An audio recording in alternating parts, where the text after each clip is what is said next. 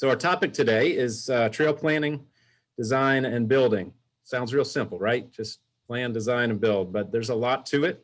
And it's going to be led by Tim Johnson, Senior Planner with the Destination by Design. He has over 20 years of experience in parks and recreation, both at the state level. Also was started the Duke Energy Trails program at Rockingham Community College. So we're just really pleased to have him today to speak, and he'll get started in just a second. But I do want to run through and talk a little bit about our field trip this afternoon and our sponsors. So we have space on our field trip this afternoon in Lexington to see one of the newest trails. Is the Ridge Cycle Hub for Davidson County, just north of Lexington, where we'll get to see some trail building in action and look at this new mountain bike center that they're building. It's not quite open to the public, but we're getting a sneak peek this afternoon, led by Chris Phelps with the Tourism Recreation Investment Partnership of Davidson County. So thank him for doing that. But please, we got openings. It's overlooking City Lake is a beautiful, beautiful spot. So go to our website, piedmonttrails.org, and go ahead and register for this afternoon. Now, very importantly, I want to make sure to acknowledge our sponsors here that gives us the ability to deliver this webinar completely free to you all. That includes local government federal credit union, Arete Structures. We'll show a video after Tim's presentation on some of their products. I'm glad to have that today. Duke Energy, Destination by Design. Of course, Tim is with Destination by Design. Thank you. McAdams Consulting, Stewart Inc. Consulting, Alta Planning and Design, and also the Piedmont Triad Transportation Professionals and the North Carolina chapter of the American Planning Association are providing continuing education credits for planners and engineers. And we got some details on that. And I think the next slide in terms of how to access those credits, but they are online for AICP. And then if you need to file for PE credits, I believe we have a couple folks filing for that or have at some of our previous sessions. The details are there at piedmonttrails.org 2020/2021 Summit for instructions. So now let's dive into today's topic. Please welcome Tim Johnson to talk about trail planning, design, and building. And we're just really excited to have you here, Tim. Take it away. And folks, if you could, just as a housekeeping item, put yourself on mute as Tim is speaking. And if you have questions for him as we go through the session, he is willing to stop and answer those questions, but do put them in the chat if you would as we go, and we'll learn how this all works and get some great tools for our local efforts as we try to plan, design, and build trails across the region. Great, thanks, Jesse. Hopefully everybody can see me, see my presentation up there on the screen. I appreciate the PTRC and PLC for inviting me to present today. I see a lot of familiar faces, which is great. Good to see you folks. And those of you that have been to my classes or sat through my presentations before, I've tried my best to put a different spin on it this time. So hopefully this will be some familiar information to you, but maybe presented in a different way. So yeah, it's great to have such a great crowd, and it's good to know that, you know, folks are willing to learn more about how to do sustainable trail planning, design, and construction correctly. So we'll go ahead and hop on into this. So I always tell people in my classes all the time that the stuff I'm going to present today, it's not rocket science. It's not, you know, anything you need an advanced degree for, but it's not always obvious to folks until it's pointed out. So, you know, it's not rocket science. There's a little bit of math involved, nothing too involved, a little bit of science, and then a little bit of art. So it's always interesting to talk to the people that attend these sort of presentations in my classes to sort of see what their background is and see what slant they take to it. And hopefully I can present it in a way that everyone understands it. And it's, you know, it's an interesting topic for sure, and it's not common knowledge. So.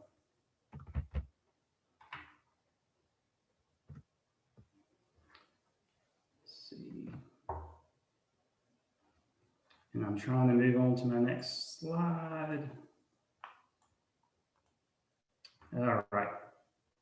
So the first thing as a land manager that you need to do when you're thinking about trail planning, design, and construction is decide what sort of experience you want to offer to the trail user. That experience, the answer to that question is going to affect everything from here forward. So it's going to affect your planning, design, construction, maintenance, and management. You know, a 10-foot wide asphalt greenway offers a much different experience than a 3-foot wide natural surface trail. And both of those offer a different experience than a 5 or 6-foot wide boardwalk. So before you even step out into the field, just take a look at where that trail is going to go, or before you even look at maps, you want to define what trail experience you want to offer to the user. There's a couple of different ways we can look at this, right? So we can determine, is this going to be a hiking trail, a mountain bike trail, a horse trail, or a multi-use trail? What level of difficulty do we want to provide the user? Is this a beginner trail, an intermediate trail, or an advanced trail? What about some of the physical characteristics of the trail itself? Do you want to offer an experience of a narrow natural surface trail, a wide, perhaps asphalt trail, or a smooth trail, or a very technical trail with lots of roots and rock? And at gentle slopes, general slopes to climb up as far as the trail goes, moderate or steep. So again, each of these things determine the experience that's offered to the user. And these are all aspects that affect the trail experience. So for instance, trail length. Typically, you don't have a beginner hiking trail that's a 20-mile loop, right? It wouldn't be a beginner trail if it was that long. Trail width. A more advanced trail, you're probably going to have a narrower width. The tread surface.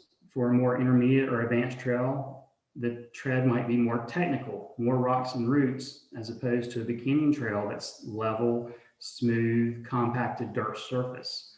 Other things that affect the trail experience are points of interest, right? You might have a waterfall that you're trying to guide people to, or an old cemetery, or a big tree. Grade and steepness affect the trail experience. We don't want to offer a beginning hiking experience where the grade or steepness is really steep. It doesn't provide the experience we're wanting for that user group.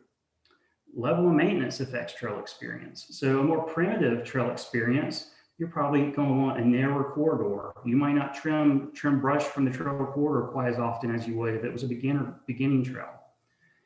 And then the trail users. You know, again, what experience are you providing? Is it a beginner experience or an advanced experience? What is their expectation? Typically, if I'm going on a beginner level trail with my family, I expect that it's going to be a wide trail with a smooth surface. So all these things affect the trail experience. And, you know, by the end of the day, before you get out in the field, you want to think about these things. These are your kind of your hard facts about that trail. So what is the designed use? Are you designing this trail for horses? Are you designing it for hikers or mountain bikers? What is the managed use? Just because the designed use is beginner horse doesn't mean you can't allow hikers and bikers on it, okay? Width, that's going to affect the experience as well as your average grade, which we'll talk about in a little more detail here in a minute. And then the trail characteristics themselves. So before you go out into the field to plan and design and build this trail, you need to have answers to these questions because these affect how you're going to proceed with the project. So after you decide what experience you're offering to the trail user, you want to identify what we call control points. And these control points basically tell us where the trail is going to go. They can be positive, negative, natural, or man-made. So for instance, here we have a ginseng plant on the left side of the screen. That might be considered a negative natural control point. We want to keep people away from those plants. The view on the right, that's a great vista of Rumbling Bald in Rutherford County. And again, this is a positive control point that's natural that we want to take people to enjoy that view.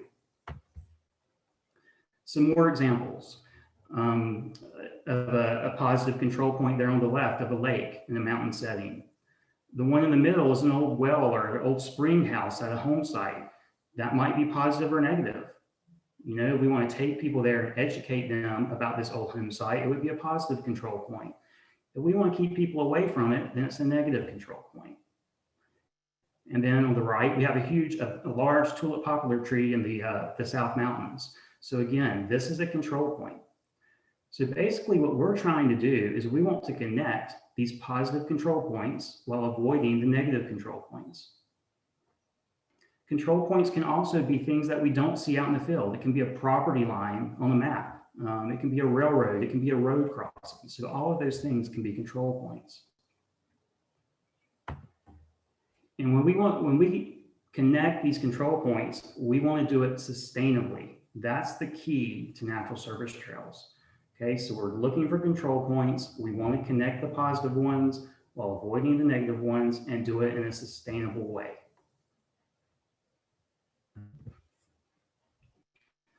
So what does sustainable mean? This is a word we hear a lot nowadays in reference to many different things. You know, we hear about it when it comes to environmental issues. We hear about it with you know, social issues, all sorts of things. So when we think about sustainable with trails, there's several terms that kind of come to mind, and this is just an example of some of them. You know, that trail is designed appropriately for the intended use. It minimizes impact. Low maintenance, community supported. All of these things are terms we think about when we think about sustainable trails. Generally, we like to think of three components of sustainability when we talk about trails. The first is environmental sustainability. So we want to make sure that the trails we're putting on the ground are environmentally sustainable. They're not damaging the environment. They're allowing people access to the environment in a controlled way. One thing about trails, they concentrate impact to where we want that impact to be. Okay, so instead of having folks walking all over the woods, we're concentrating that use, concentrating that impact to one place. So environmental sustainability is very important. Social sustainability. So when we're designing trails and planning and thinking about trails, we're looking at the social aspect of it. You know, user conflict is a big thing we have to think about when we think about trails. If we are allowing hike, bike, and horse use on the same trail, how do we tackle that user conflict that could develop? And then, of course, economic or managerial sustainability. So we have to make sure when we design and build trails that we have the funding and the support to maintain these trails. You can't just build a trail and leave it alone. You have to manage it. You have to maintain it. And of course, that takes time and money, which equates to economics. So these are the three components of sustainability that we often hear about when we talk about sustainable trails. Most of what I talk about today is going to be based on environmental sustainability.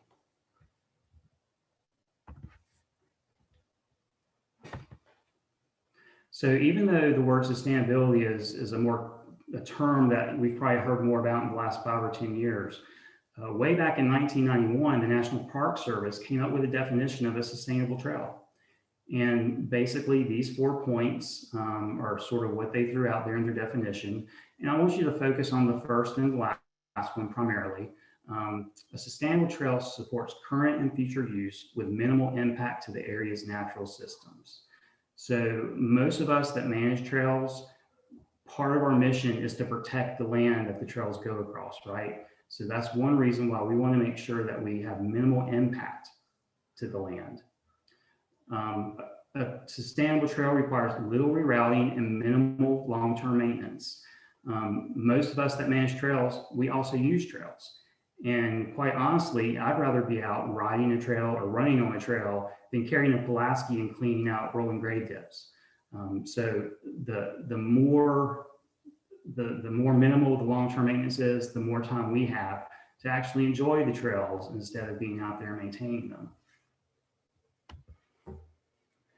The International Mountain Bicycle Association also has a definition of a sustainable trail. And again, focusing on the highlighted points here, 1 and 3, a sustainable trail protects the environment and requires little maintenance. And then you can also see the other 2 points that deal with users in this case. So how do we maximize trail sustainability? If this is the goal, is to have a sustainable trail, how do we do that? How do we maximize that sustainability? And the most valuable thing I can say about this is think about water. Water is one of the worst enemies of a natural surface trail. You know, when users walk on the trail or ride on the trail, they loosen soil on the trail tread. They loosen pine needles, rocks. And what water does is water can carry that away. When it carries that soil away, that leaves us with a trail experience that's less than desirable.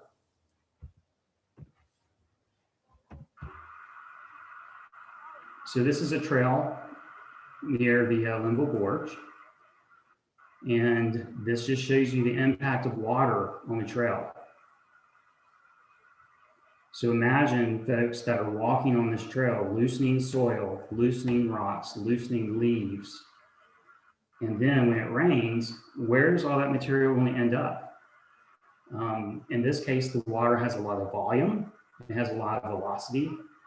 And when water has great volume and velocity, it picks the material up and washes it off the trail.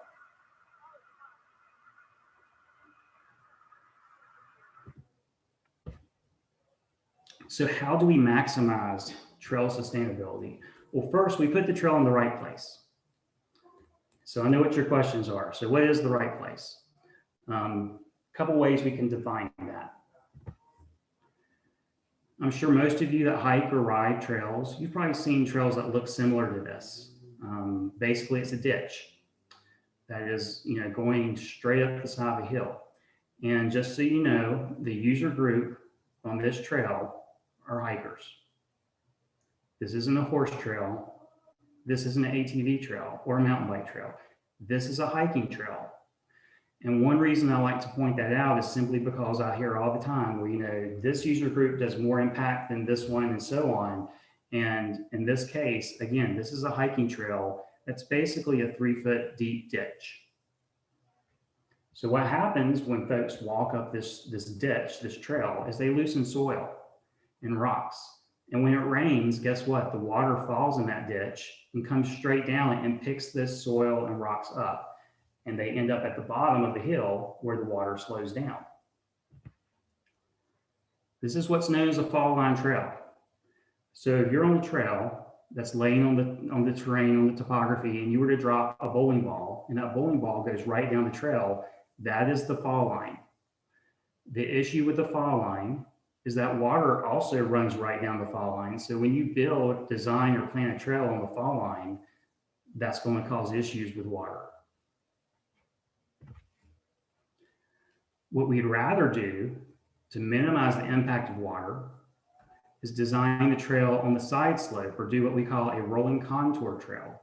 Okay, so this basically follows the side slope of the hill, follows the contours. Sometimes you'll hear people talk about when they're designing trail, they're surfing the contours. And what this allows water to do is water comes down the side of the hill, hits the trail tread surface, and sheets straight across the tread surface instead of coming down it. So any loose dirt, rocks, pine needles on the trail tread has a very short distance to travel to get off the tread. And water doesn't have the capability to build up volume and velocity. So when you limit volume and velocity of water, that limits the amount of dirt, sticks, and rocks that water picks up and carries off the trail. So again, this is our goal, is sheet flow of water across the trail instead of down the trail.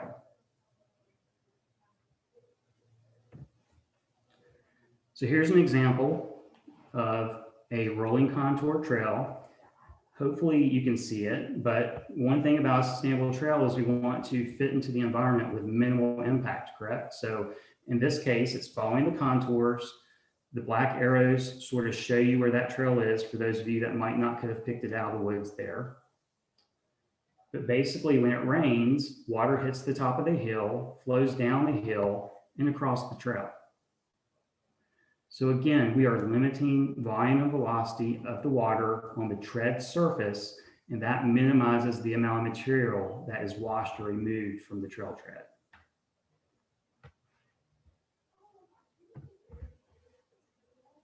So number one, put the trail in the right place. Number two, incorporate the 5 essential elements of sustainable trails into design and construction.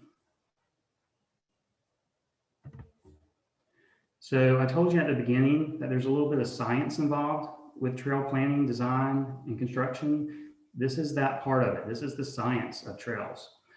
The 5 essential elements of sustainable trails are the half rule, the 10% average guideline, maximum sustainable grade, grade reversals, and outslope. And these are elements that were kind of proposed or put out there by the International Mountain Bike Association. So you're going to notice that a lot of the diagrams I use are from their book, Trail Solutions. I want to stress that even though that book is published by the International Mountain Bicycle Association, it is a book about water management on trails. And so it applies to trails for everyone: hiking trails, biking trails, and horse trails. So we're going to look at these in a little bit more detail. I'm not going to go into too much detail because we could spend half a day discussing these. But again, I just want to kind of put this information out there so folks understand there is a right way and a wrong way to design trails. So the first 2 rules that we're going to talk about deal with trail grade or steepness. Okay, so when I think about grade, we're thinking about rise over run.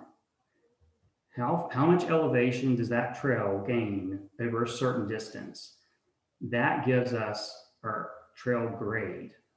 So we'll focus on the half rule first. And what this says is that whatever your slope of your side slope is that you're building the trail across, it shouldn't be more than, or your trail grade rather, shouldn't exceed more than half your side slope grade. Okay, so if I'm standing on a hillside, looking straight up that hillside on the fall line and measuring a grade of 15%, the trail that I build across that hillside should not exceed 7.5% grade. If we follow this guideline, then water will sheet across the trail as opposed to go down it.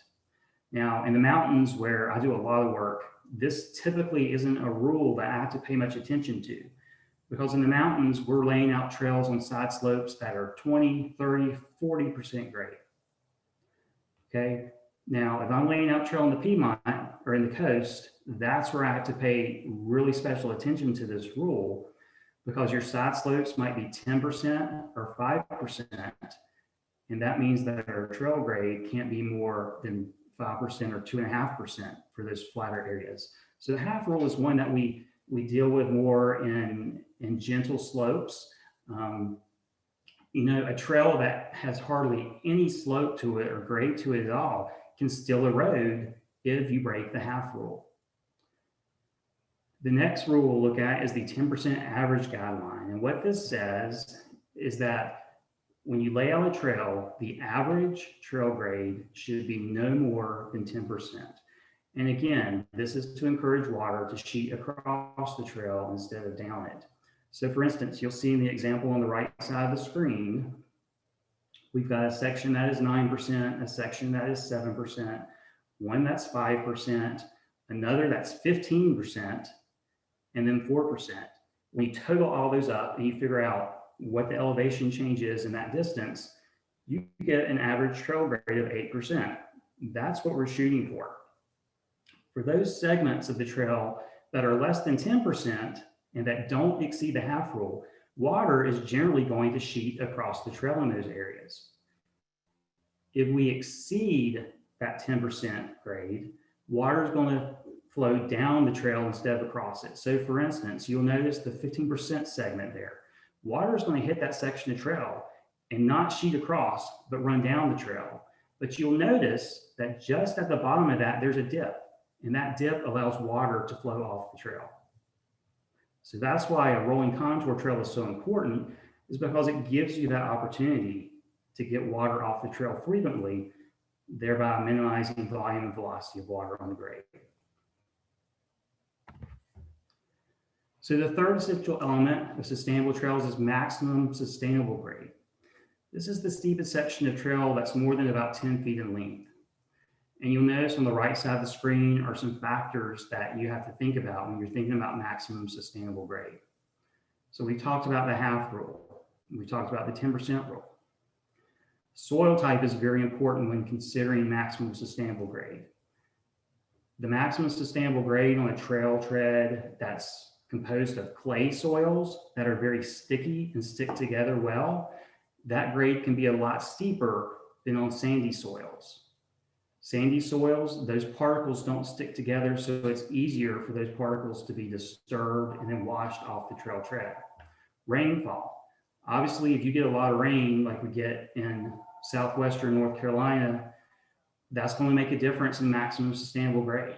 Your grades need to be less steep in those areas, or else all that rain is going to put water on the tread and carry material off the tread. Grade reversals. This is something we'll discuss in a little more detail here in a second, but again, that's a way to get water off the tread. Your types of users. That makes a big difference in how steep a trail can be.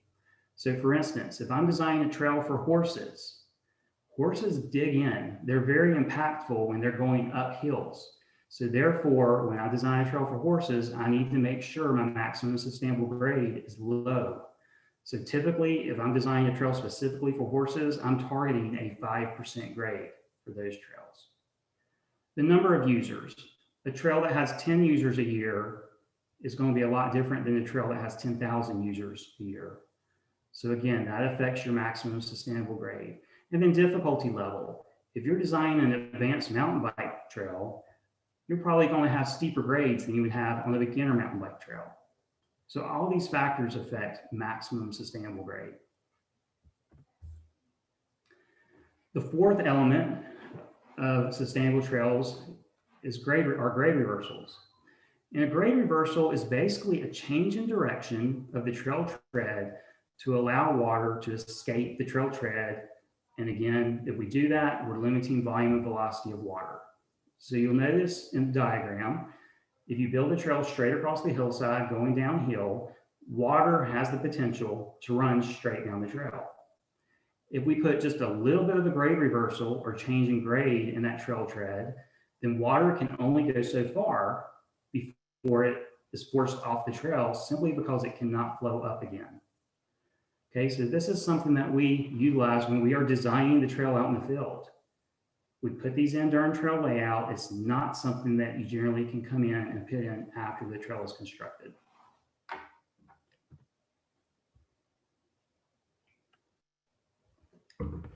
And the final essential element is outslope. So we talked about how we want to try to encourage sheet flow of water across the trail to limit volume and velocity. And we do that with outslope. Typically, if you can feel outslope when you're walking on a trail, if it feels like you're walking at an angle, then it's too much. So outslope is just enough to encourage water to flow off the trail without affecting where the trail user walks. Typically, we try to shoot for a 3 to 5% tread outslope to encourage that water off the trail.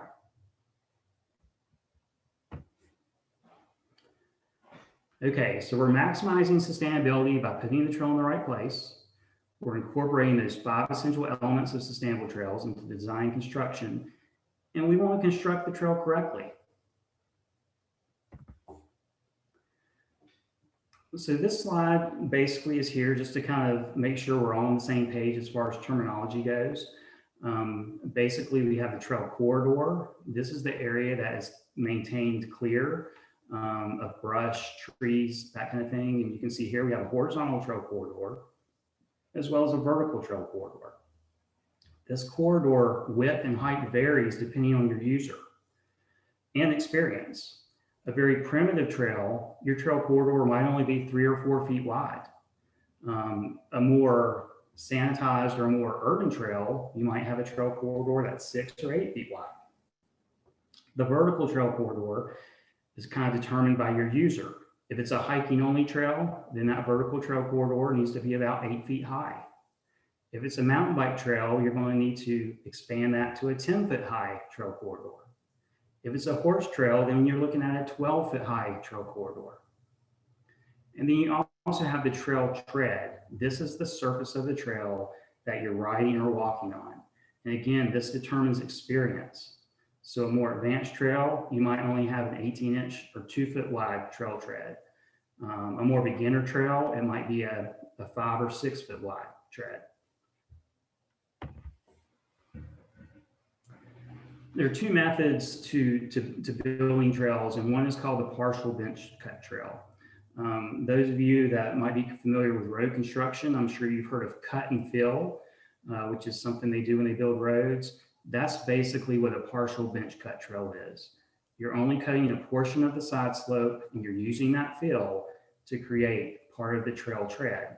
Now, the issue with this is that unlike in road construction, we don't have heavy equipment that we can compact fill with. So lots of times when you build a trail in this way, that fill is eventually going to wash off the side of the trail, and you're going to narrow your trail. So what was maybe a 5 foot wide trail tread that only 3 feet was on solid ground and the rest was fill, you're going to lose that 2 feet, and you're going to end up with a 3 foot wide trail tread at the end of the day. So typically we don't use this with sustainable trail building.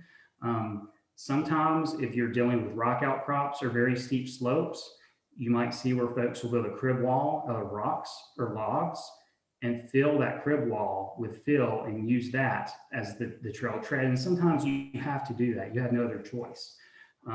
One issue with that, though, is that you have to maintain that fill.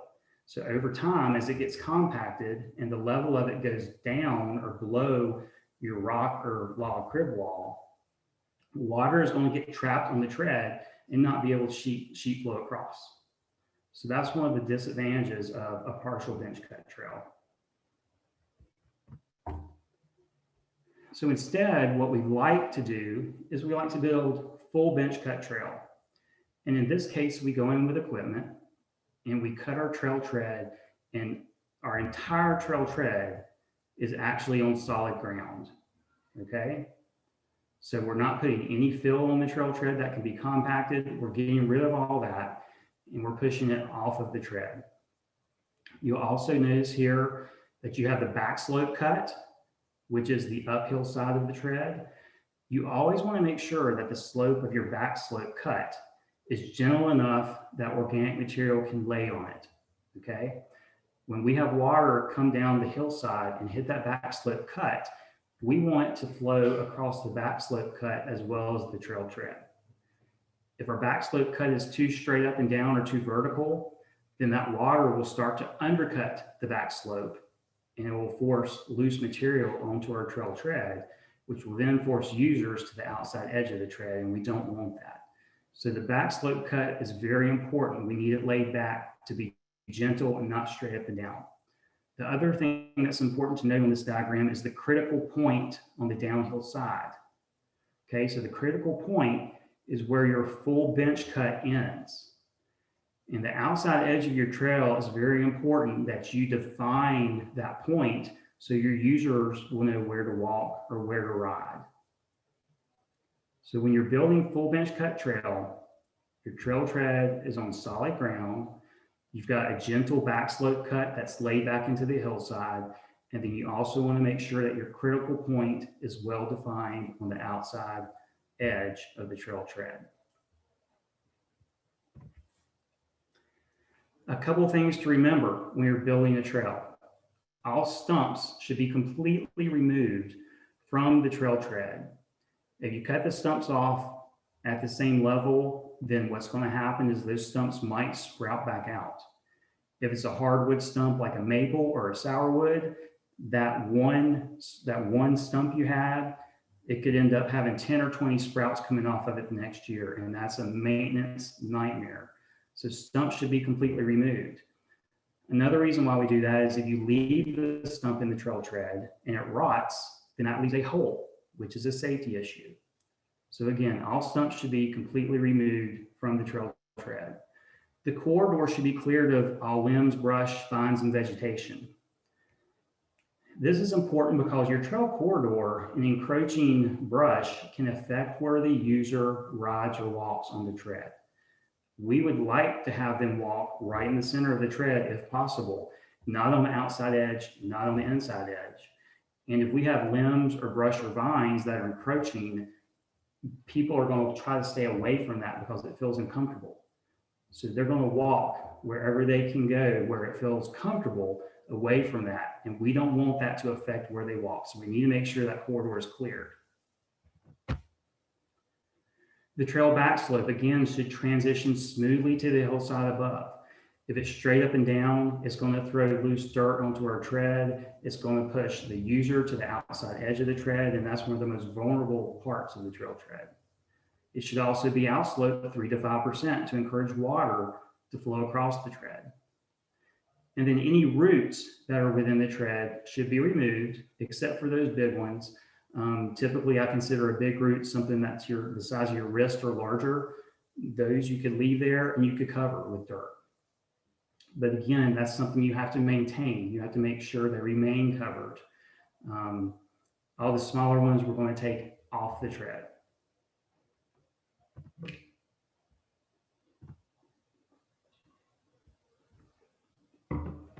So those of you that have built trail before, hopefully this looks pretty familiar.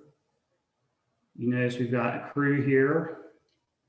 They're using a variety of different tools. We've got fire rakes, Pulaskis, rogue hoes, McLeods. And they're basically digging that trail tread surface into the hillside. This is the way trails have been built for years and years and years.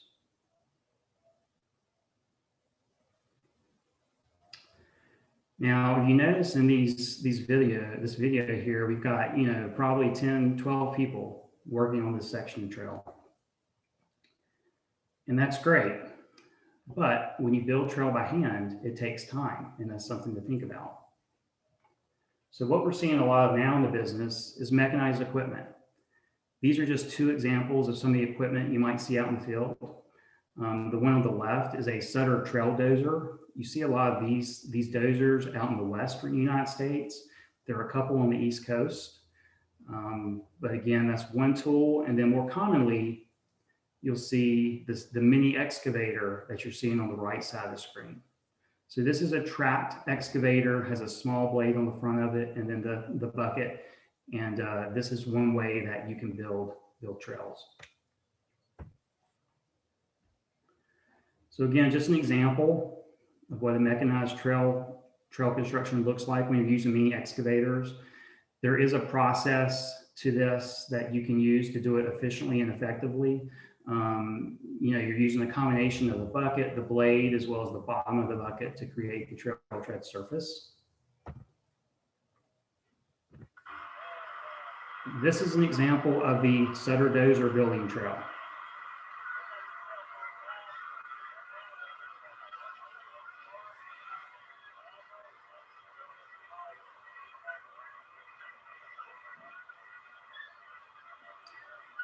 So in this case, instead of having 12 people with hand tools digging the trail, you've got one on a dozer and the other 11 watching. This is a much more efficient way to build trail.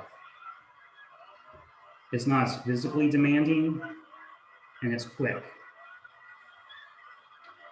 Now, that's not to say that you can do everything with a piece of mechanized equipment. So in this case, typically you would dig that first cut of the trail with the dozer or the mini excavator, and then you would use your other folks on the crew to do finish work.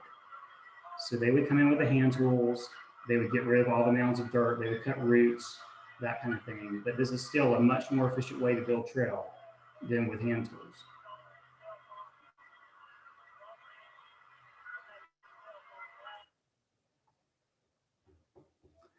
Okay, so we've talked about putting the trail in the right place, incorporating the 5 essential elements of sustainable trails, and then constructing the trail correctly.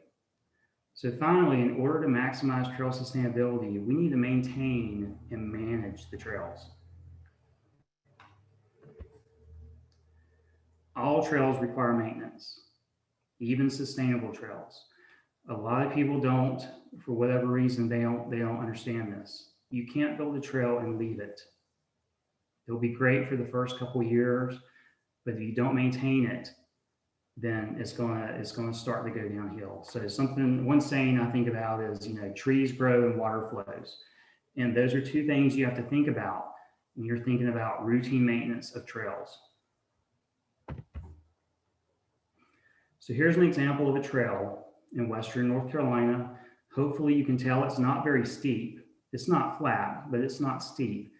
And you'll notice there's already a ditch developing within the tread surface. So the users on this trail are walking up the center of the trail exactly like we want them to.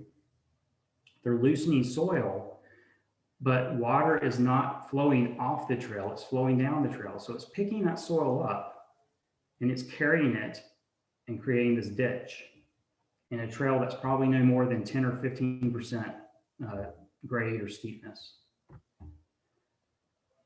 Again, you'll notice here, we've got some trees that have fallen across the trail that have been cut out of the way, but just past those trees, a ditch is developing on the left side of the tread. This is not a steep trail, folks. This is following the half rule. This is following the 10% average guideline, but yet it's still eroding, and it's due to a lack of maintenance. Another example, if you look at the left side of the picture of the trail tread, you'll notice there's a ditch developing there. Water is so close to being able to flow off the left side of the trail, just like we want it. But over time, as soil, sticks, and leaves have been loosened and moved, it's pushed to the outside of the tread and create a berm. This berm is keeping water on the trail, and this is why it's important to maintain a trail so that you can get rid of this berm and allow water to flow off. And then of course, you'll also notice there's a tree hanging right over the trail, which is, again, is another maintenance issue. So what sort of maintenance is required on a sustainably designed and built trail? One of our goals with sustainable trails is to minimize maintenance. And so once a month, that trail needs to be checked for downed trees. Okay, so at a minimum, you need to walk, ride, do whatever you need to do to check that trail for downed trees, and those should be cut out of the way. If you leave a tree for a considerable amount of time, your users are going to find a way around that tree, and they're going to create a new trail to get around that tree. And that trail might not be sustainable. So that's why it's very important to check once a month for these downed trees, get those out of the way so that your user will stay on the trail. Twice a year, you need to trim the corridor. So again, remember, trees grow. Over time, you're going to have branches and briars and vegetation encroaching in the corridor. That vegetation is going to affect where your user walks or rides. So we want to trim that corridor probably in the spring, in the fall, to make sure it's clear so that our user stays exactly where we want them to stay. And then every 2 or 3 years, we want to make sure that water is flowing off the trail. So as users use the trail and loosen dirt and leaves and sticks, they're going to push that dirt and leaves and sticks to the outside edge of the trail and create a berm. If your trail is designed correctly and built correctly, then every 2 or 3 years, you're going to have to remove that berm. And that's going to allow water to flow off the trail. Therefore, you'll be minimizing, again, that volume and velocity of water on the trail tread.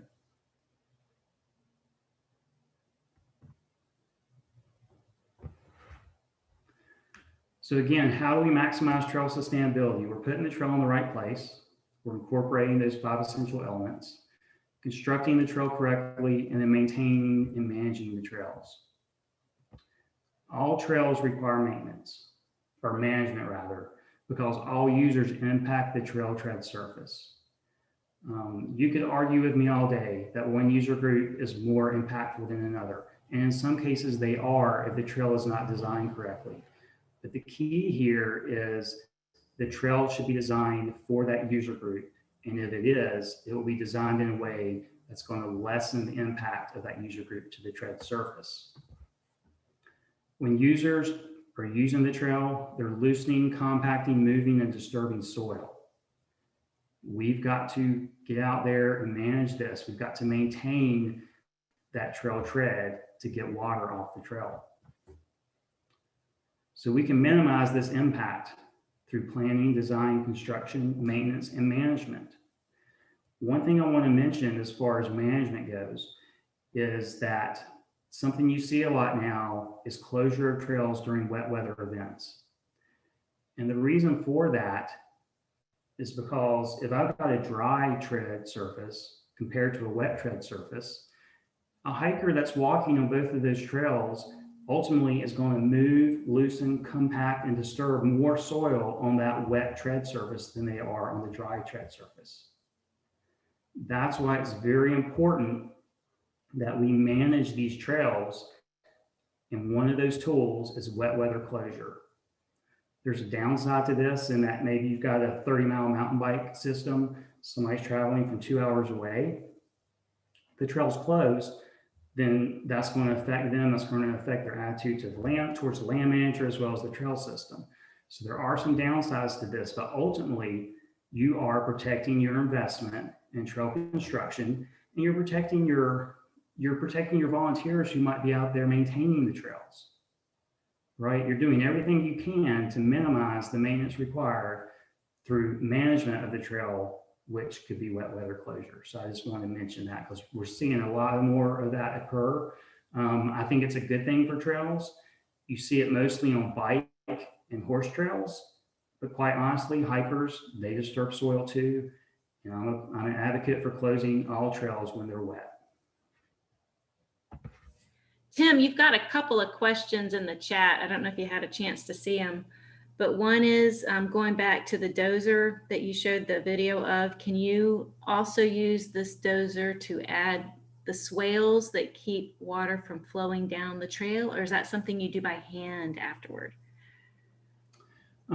No, as long as the trail tread and the corridor is wide enough to allow a dozer or a mini excavator, it's much more efficient to do that with equipment, with mechanized equipment. So yeah, you can do that with mechanized equipment or by hand. And then there's another question. Are there any negatives or notable issues to watch out for when creating a trail with a mini excavator or other mechanized tools? So I would say the biggest issue there is safety. You know, you want to make sure that your crew members who are out there doing the finish work obviously are well away from the equipment. They're not getting in the way of the equipment. One question I get quite often is, you know, we hear what you're saying about mechanized equipment being more efficient, but it's also way more impactful, Tim, than using a Pulaski and a fire rake.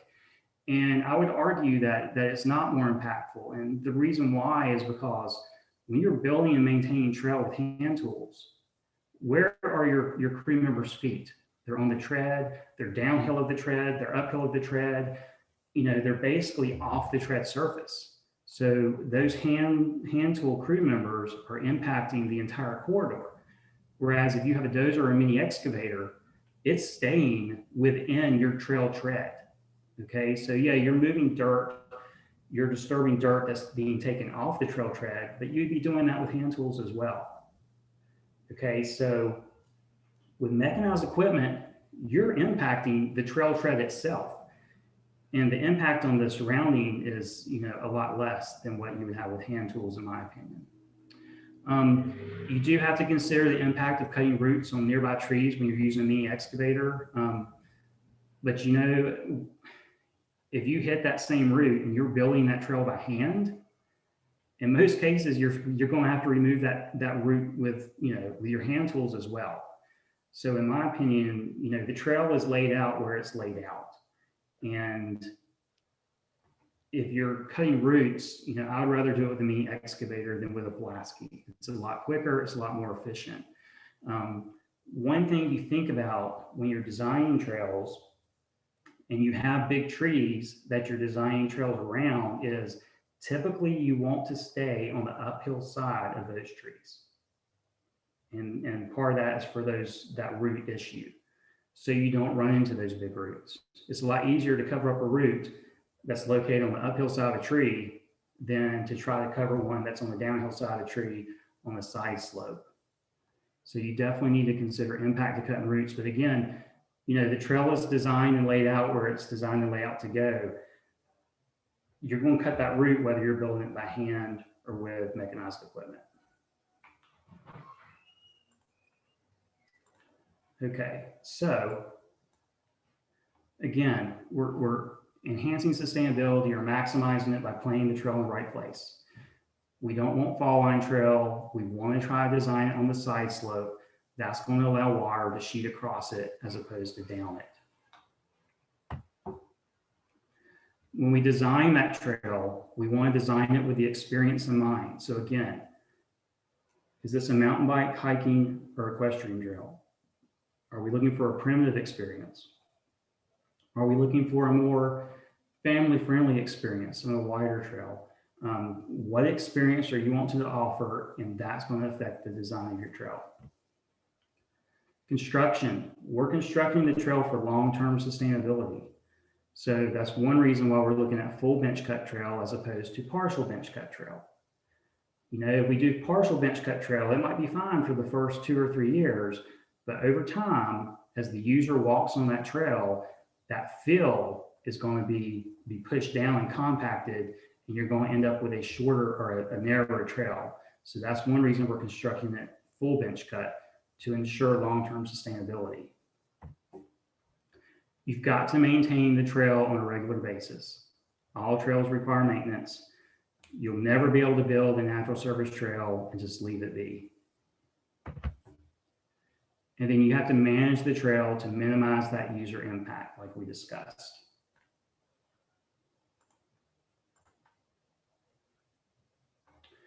So as far as building trails near areas where it may occasionally flood, that's one of those cases where you're building the trail in the wrong place, the wrong location. So, you know, typically what we like to do, especially in areas where maybe our corridor is next to a stream or a river, if you can find any micro topography at all, any rise in the topography, you want to put the trail on that rise to allow for sheet flow. I can't tell you how many times in the Piedmont area of North Carolina I've been next to a river, and the land manager has built the trail right on the floodplain, and just 10 feet away, there's a little bit of a side slope where the slope starts rising. So instead of building right there in the floodplain, if they would have built over on that side slope, that would allow outslope, which would allow water to go off of the trail. I mean, there's all sorts of things we could discuss about building trails where it may occasionally flood, and different trail structures can address that. Trail surfacing can address that. There's a number of different things that I can't really get into details on in this short period of time.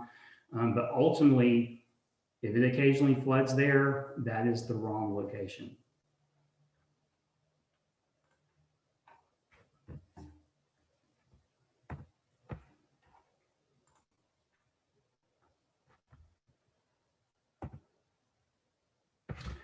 Okay, so I've given you just enough information, hopefully, to understand that, you know, there's a right way and a wrong way to do trails.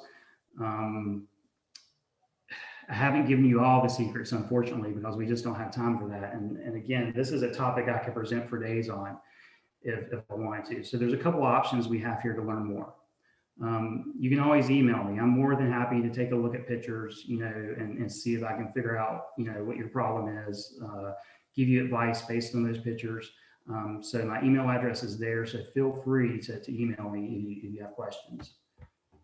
The other thing you can do is the Trail Solutions book that a lot of these diagrams came out of.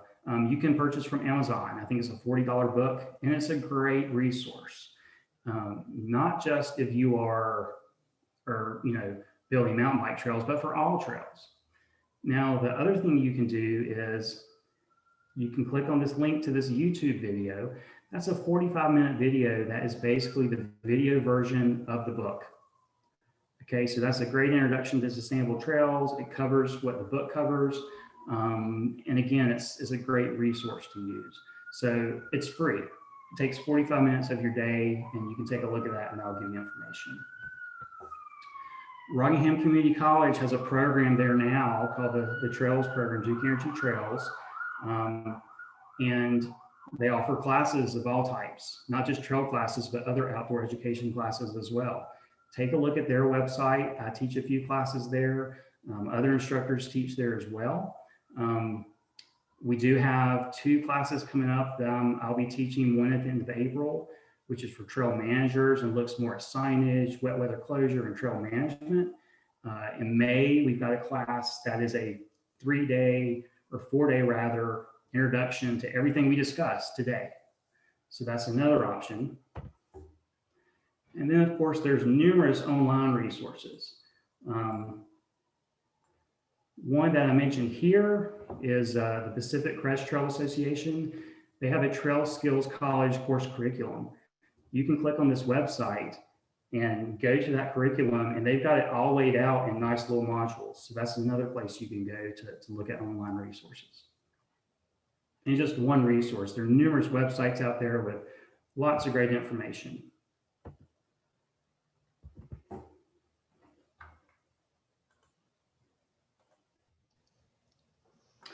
And I think that's it for my presentation. I'm more than happy to answer any questions. We do have some time here.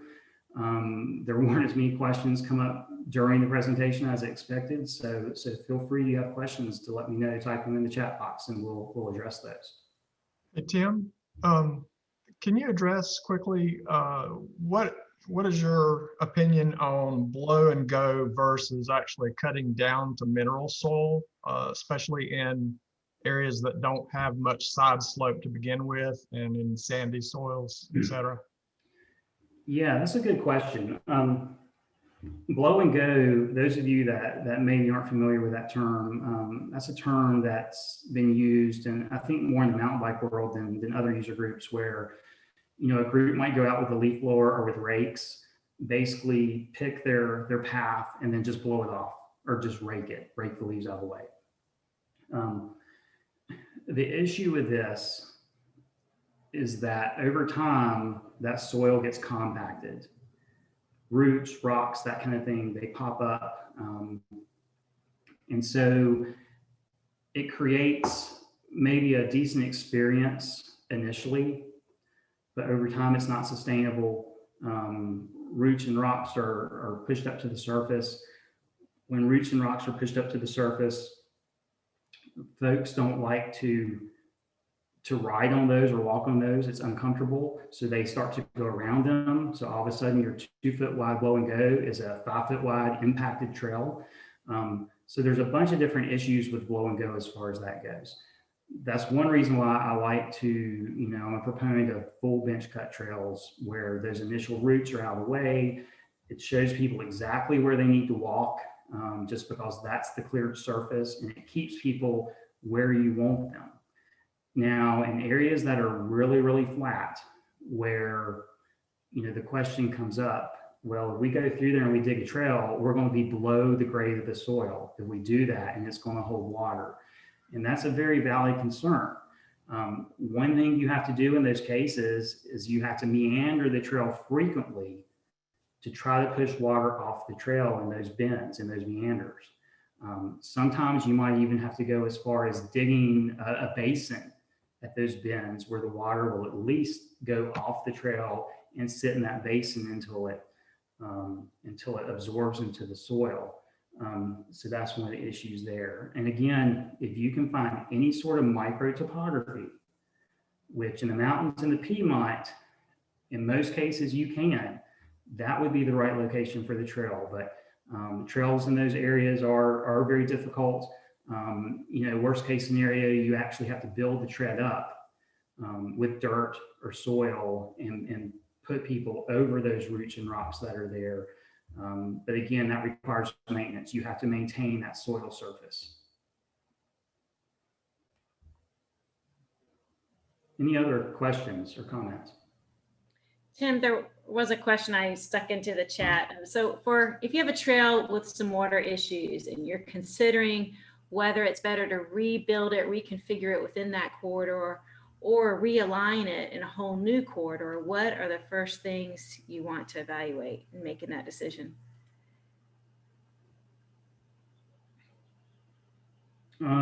Okay, so you're referring to that last question in the chat there, Palmer, is that correct? Well, it was one just above that I put in.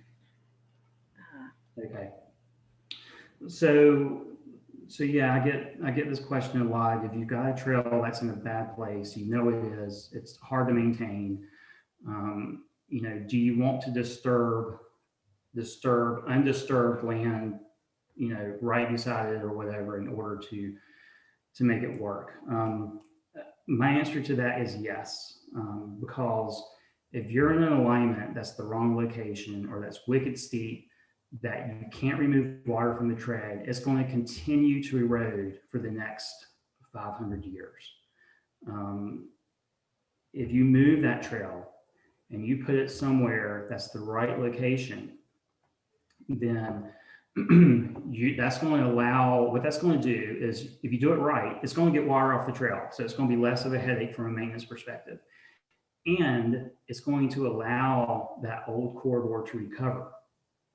As long as you have people on that old corridor, it's going to continue to erode.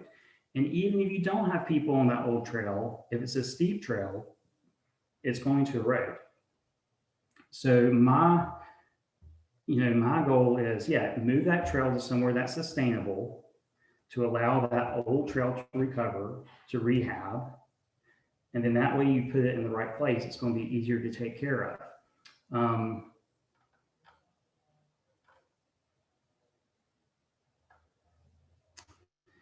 You know, lots of times different agencies / organizations that manage land, manage easements, they don't allow you to do that reroute because it's outside of that corridor. They don't want you to disturb new land.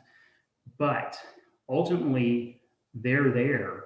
That easement is there to protect the land. So if you're in that situation, I would say talk to those folks, talk to the people that have that easement, or talk to Natural Heritage and explain to them what you want to do and how it's going to be better than what exists now. That's a challenge, and you've got to know the right terms to use. But most people, you know, the ultimate goal is to protect the land, and you're going to be able to do that by rerouting the trail into a better location.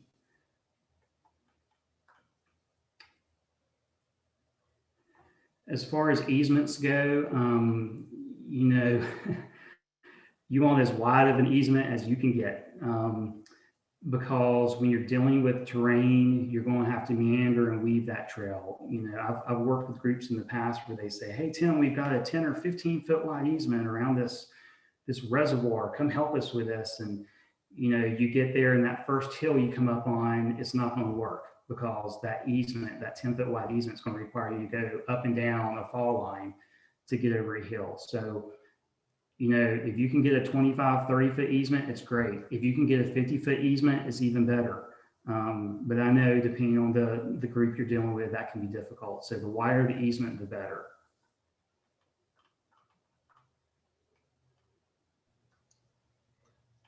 Tim, do you see the question about steps? I do. So yeah, so basically, and this is a common question, when do we use steps? Steps can be good and bad. So steps allow you to gain lots of elevation over a short distance, which can be really good in some cases. The problem with steps is that most people feel like they're uncomfortable. So they don't like to pick their feet up. So how many times have you seen a set of steps in the woods, you know, that maybe they're a beautiful natural set of steps made out of rock or timbers, and it has two paths going around those steps on either side? That's one of your issues with steps. Now, if you can't build a trail without them, then if you exceed the 10% rule that we talked about earlier, that's when I recommend steps. If you're building a fall line trail, let's say you've got some great rolling contour trail, but there's a section you have to connect it with a fall line trail, you need steps on that fall line. Because basically what you're doing is you're armoring the fall line with stone or timbers, and you're allowing water to run down those steps. You're basically forfeiting to the water and saying, okay, water, I know you're going to run this direction, but we're going to build steps, and that's going to harden our tread in those areas. So those would be the areas that you want to build steps. If you exceed the 10% grade or the fall line, then you want to do that. Okay, the other thing I'll mention here that one of our folks has pointed out is, I didn't go into the process of designing and building trails, but typically you'll go out there, you'll hang flags in trees, you'll put pin flags in the ground where the trail tread is going to be. And then the next step is to go out. Any trees that are located in the tread, we're going to cut those off about 3 or 4 feet high. Because if you remember, we talked about we need to remove the stumps from the trail tread surface so they don't resprout and so that they don't rot and leave a hole. So in order to do that, and we leave 3 to 4 feet of the tree trunk there, that allows us to dig around the root ball and use that tree trunk as leverage to get the stump out. And this goes for hand-built trail as well as mechanized trail. There's nothing worse than trying to remove a stump that's been cut off 1 or 2 inches above the trail tread with hand tools or even mechanized equipment. So again, when you go through there and clear that corridor initially before you build the trail, you want to leave some leverage, some trunk of that tree so you can leverage the root ball out of the trail tread.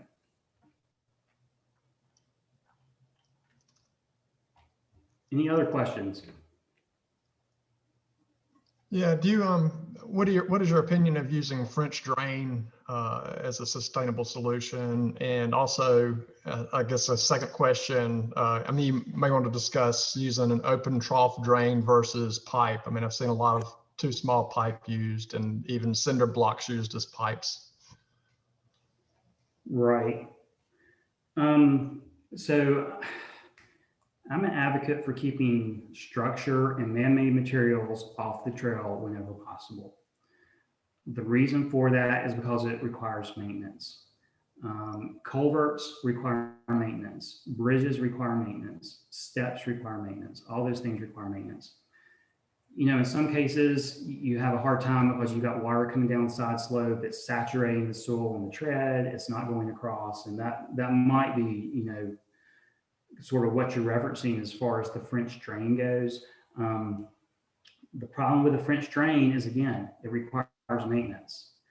And that maintenance can be fairly often depending on how much water is flowing, how much use is on the trail. So I would really, I would say don't use a French drain as far as putting the drain in the gravel and that kind of stuff. I would much rather, see an open ditch put on the uphill side of the trail tread that drains in a low spot across the tread and off the tread, simply because it's easier to maintain than if you were to put a French drain there. Another thing that I see a lot when people do things like that is the ditch is too narrow. And so very little organic material has to flow in that ditch in order to clog it up. So it's very important when you're doing any sort of work like that, that you do it wide, you make those ditches wide, you make those areas wide. Because again, remember, we're trying to limit volume and velocity of water. And we do that by spreading the water out over greater distances and not creating a water hammer with a narrow ditch as opposed to a wider ditch.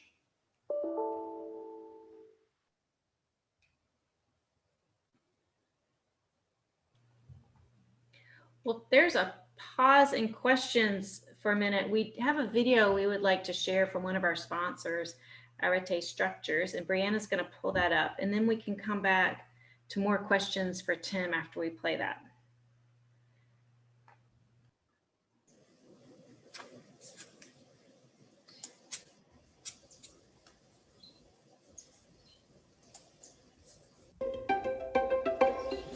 FRP is fiber reinforced polymer. Traditionally, when people think about a bridge, they think of wood, steel, concrete, or aluminum. FRP is a composite and it's a little bit newer to the market. The pieces are light enough that you can carry them in to the backcountry.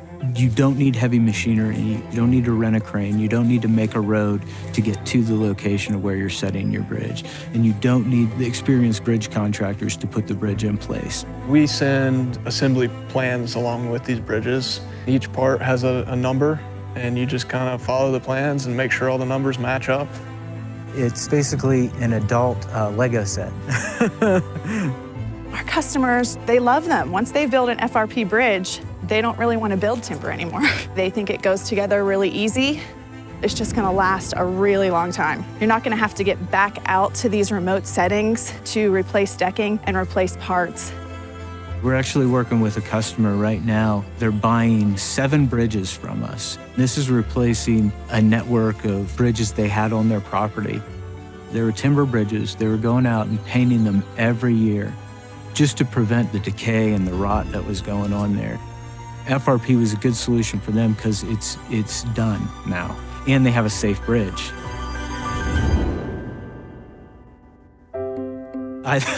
I love making things, and I love design. It's work that is also involved of things that I like to do, hiking in the outdoors and mountain biking. We get to use our finished product. I guess it gives us a little bit of excitement to get others out there and connecting trails for mountain bikers who just love to be out on their mountain bikes. We really love the outdoors, and everybody that we work with loves the outdoors. And so there's automatically a connection there when you're talking with the customers. We both like this same thing. And I want to know that we're passing on a product that is safe and is going to last for a long time. Arete is Greek for excellence, and that's what we strive for in everything that we do.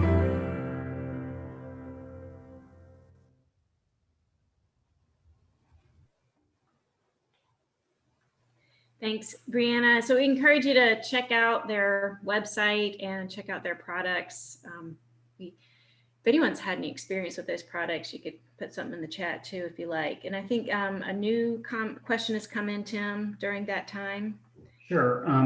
Yeah, and as far as Arete goes, I've had experience with their products, and it's a great product. If you're needing a bridge, I would definitely reach out to them. So Geotextile and Grids, this kind of goes back to what I said about having man-made material on the tread. I'm not an advocate of it simply because it requires maintenance.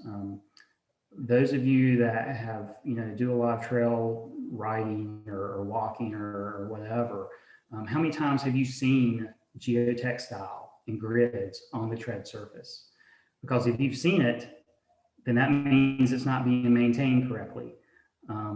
That type of material should be covered with gravel. It's there to hold gravel in place. If you need that kind of material to hold gravel in place, then you're breaking one of the rules that we mentioned before, one of the essential elements. And I know, believe me, I've laid out enough trail in the mountains of North Carolina to know that there are times when you have to break the rules. Some of us, get into a situation, I even find myself doing this where you're out there, you're trying to do, follow that 10% average guideline, you're trying not to go up the fall line, but sometimes out in nature, you have no other choice. You have to do it. So ultimately, if you have a section of trail that you feel like you need geotextile or grids on, you first need to look to reroute that section of trail because it's in the wrong location. If you can't reroute that section of trail, then you can use geotextile to keep your stone from migrating into wet, muddy soil, or grids to hold that stone there. But you are signing yourself up for maintenance. And just remember that if you put gravel on a trail, you're going to have to go back and put more gravel on that trail later. Some cases it might be 6 months later, in some cases it might be 6 years later, but you're signing yourself up for maintenance. So the ultimate solution is to move the trail, but if you can't and you have to use geotextile or grids, then make sure that you maintain it.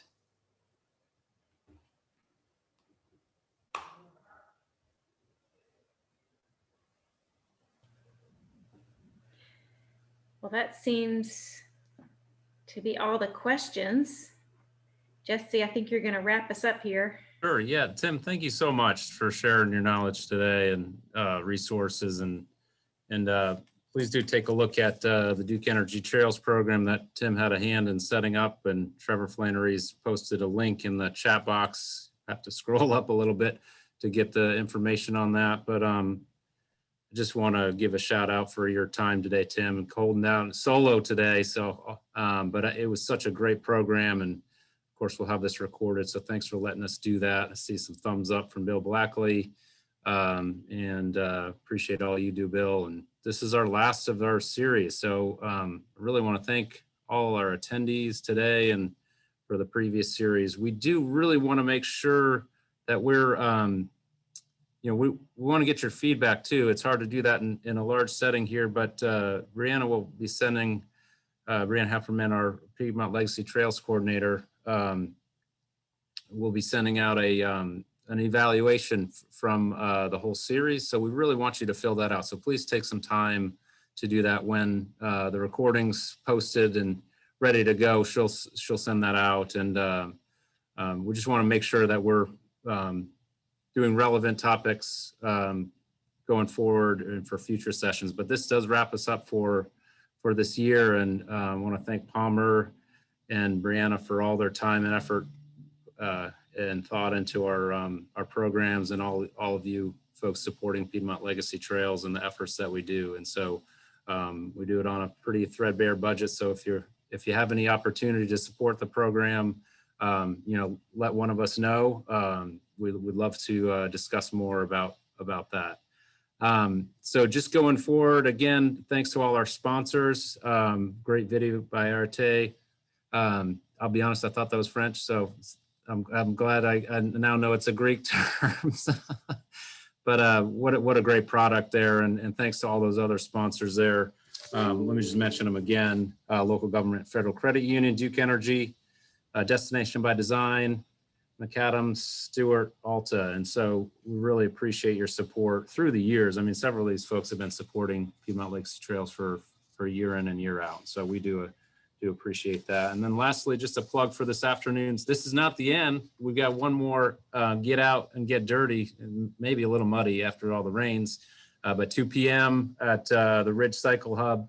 The address is on the registration page on PiedmontLegacyTrails.org.